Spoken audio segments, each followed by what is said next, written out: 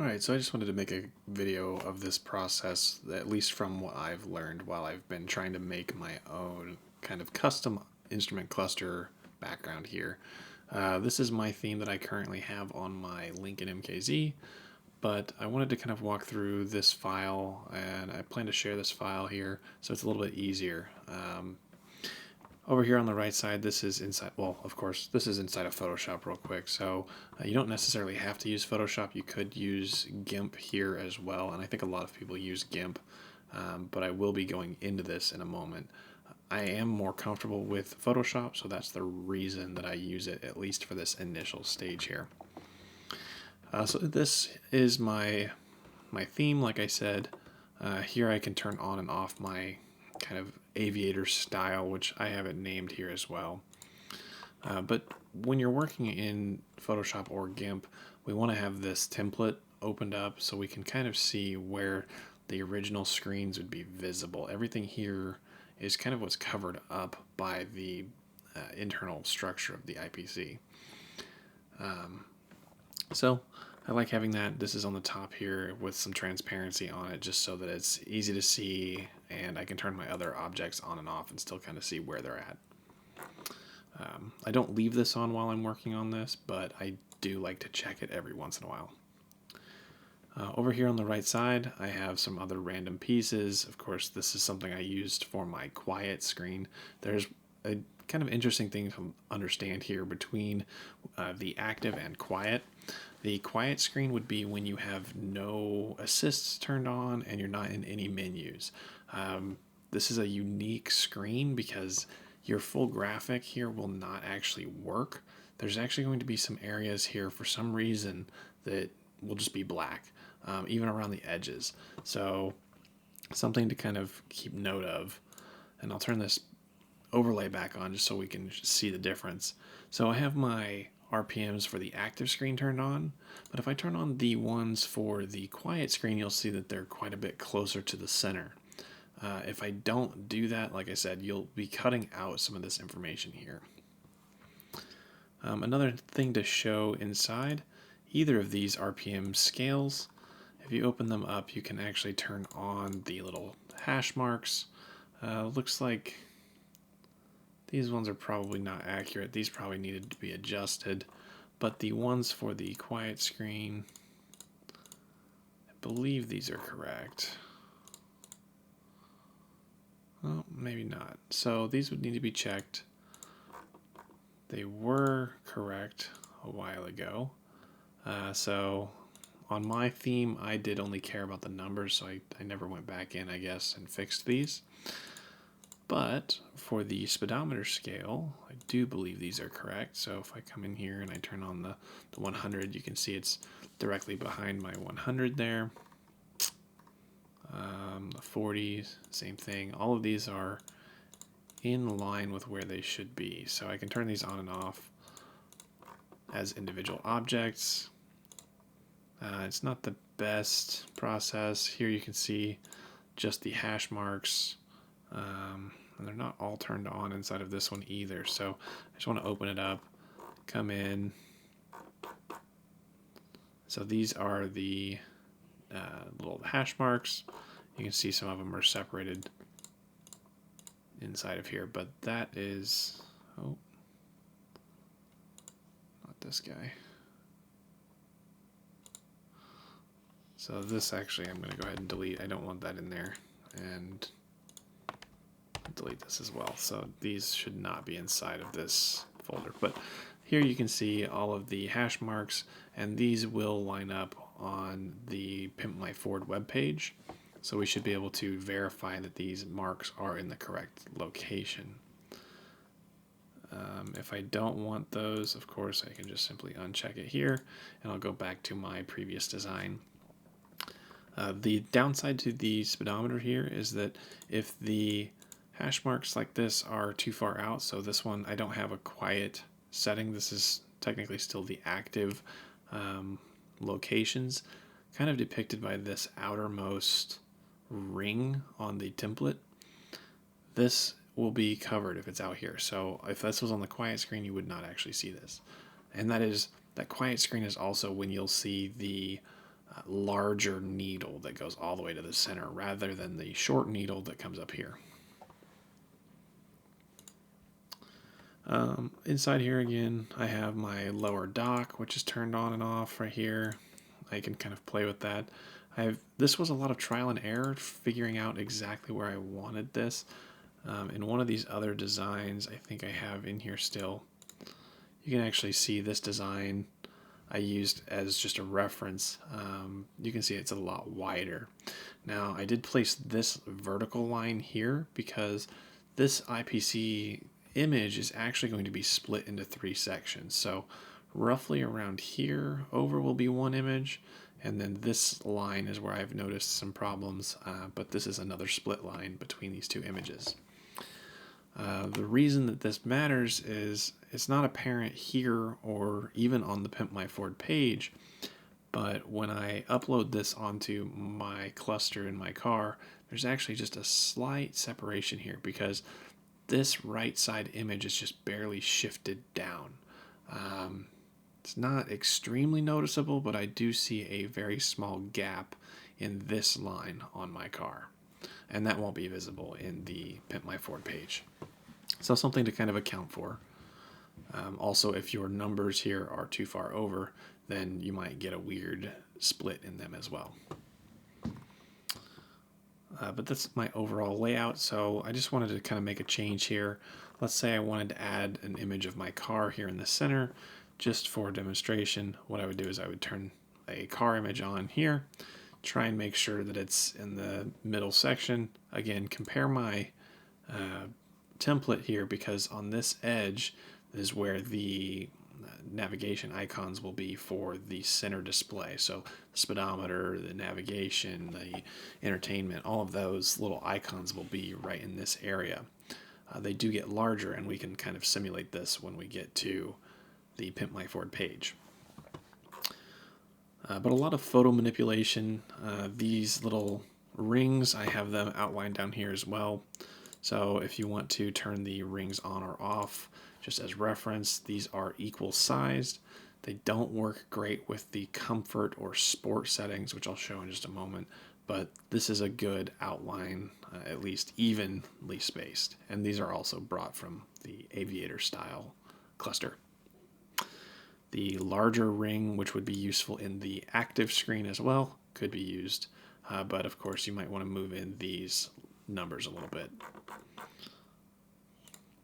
And this Photoshop file, I'm going to give pretty much anyone that wants it, just so they have a starting point. I didn't have a good starting point when I created this, so this is kind of a working project.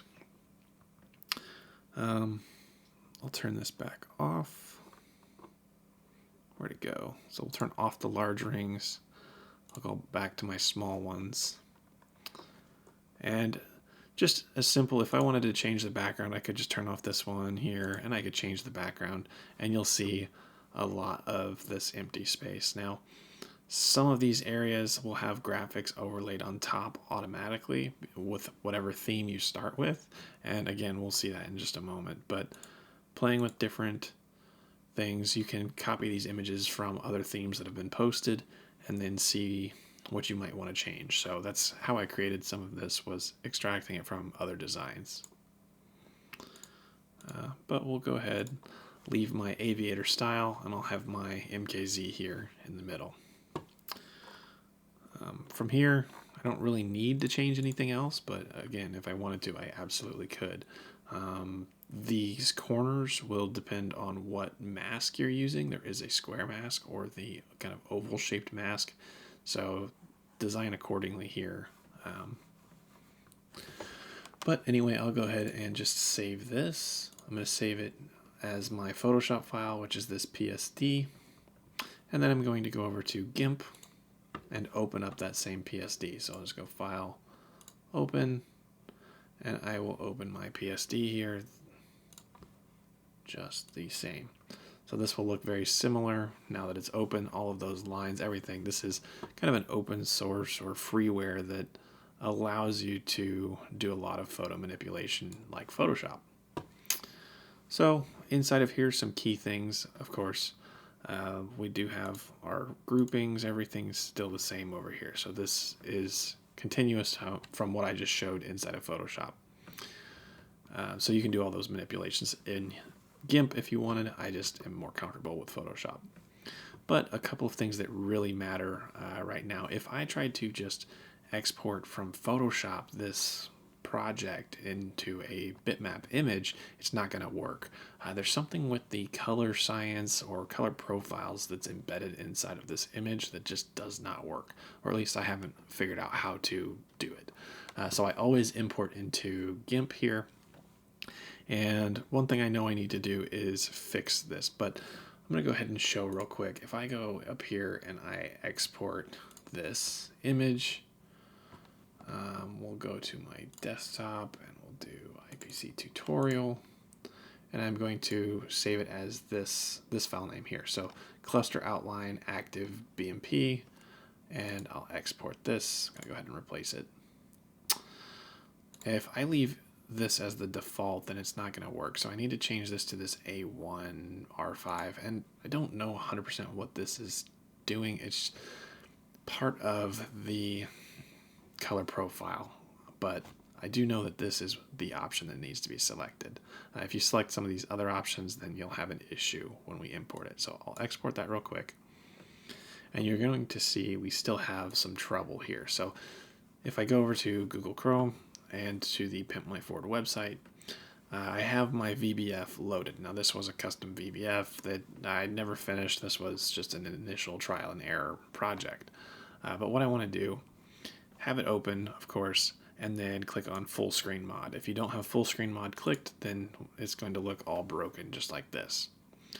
But I'll have full screen mod turned on, and what I actually want to do is click on this full template option here, where I can then browse for that image, my cluster outline active, and again it has to be this name. I'll open it up, and now you can see I have the image here, but you can see it doesn't look very good. The stair-stepping appearance here between this gradient is pretty awful, so I need to fix that inside of GIMP. This will happen on pretty much any image that has a slight transition between colors, so we need to fix it. So back over here in GIMP, all I need to do is select that background color, come up here to image, actually it's under color, I'll come down here to DITHER, and we need to change some settings inside here. You can see already that it's made some changes to this that just don't look very good. Now I created a preset, which is IPC DITHER here. You'll see much smoother. You still see a little bit of those lines, but I promise it's not very visible in the car at all. These are the default settings that were recommended from the Discord, and they've worked very well in my experience. So I'll go ahead and accept that. And I'll do the same thing on the car as well, just to be safe and make sure that we have good color on it. So same exact thing, DITHER, and accept this here. Oops, cancel. So now if I do the exact same thing, I'll just export this BMP the exact same way, replace it, double check that my A1 here is turned on under 16-bit, and export. When I go back over here, we're going to see the difference. I'll do the same thing, browse for my file, open up that image, and you'll see it has softened that transition. So that's very important as I've worked through that. Otherwise, you will see those lines very easily inside the car. Inside of this application, though, this is very handy. We can see different things. So let's say I want to see what the speedometer looks like. It's selected here. This is that area I said we need to watch out for, and I can turn on the speedometer. So you have to be kind of cautious with what we select here in the middle, because it might make it difficult to read this text. Also, I can switch my pointers around. We can do the long pointers, and these are typically only visible in the quiet screen, or if you have one side completely disabled. So if you don't have any sort of lane assist or anything, then of course this will be visible on this side at all times. But if we have everything disabled and we go and turn off our left menu here, and we switch to quiet mode, you'll see that this changes our view. So we do have two images that we can play with and upload. This image, you'll notice, is kind of designed to fill in around those black areas. The RPM gauge or scale has been brought inward, and again, this area here, there's a small split in this area. I can show this rather quick. If I come back over here, and let's take this image instead. I'll go ahead and turn off my rings. We'll leave the car on, and we'll leave this here turned on. But I'll go ahead. I'm not going to worry about dithering on this either, just for the showing purpose, but it's going to be a similar file name, but we're actually going to write quiet here. Quiet. We'll export that. Same thing here, A1, and export. So now when I go back to this, if I'm still on my active screen, when I import this, I shouldn't see anything change, but we'll go ahead and click on my, oh, I don't have the correct name. I have a typo. So let me fix that real quick. Where we go?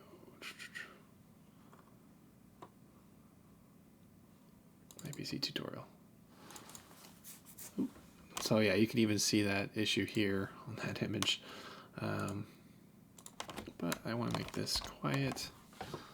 Now I can also just drag this on to here. We'll see if it loaded. So here you can see the black space like I was mentioning. So if we have our image trying to come all the way down to the bottom edge, it's just not going to be visible. Same thing, you can see the RPM scale is not visible anymore. So these are areas that we need to account for if you're trying to design something special for this quiet screen. And again, the quiet screen is only going to come on when you have your center menu turned off, you have the menus over here turned off, and I believe you have to have your aids turned off as well. So just one thing to consider.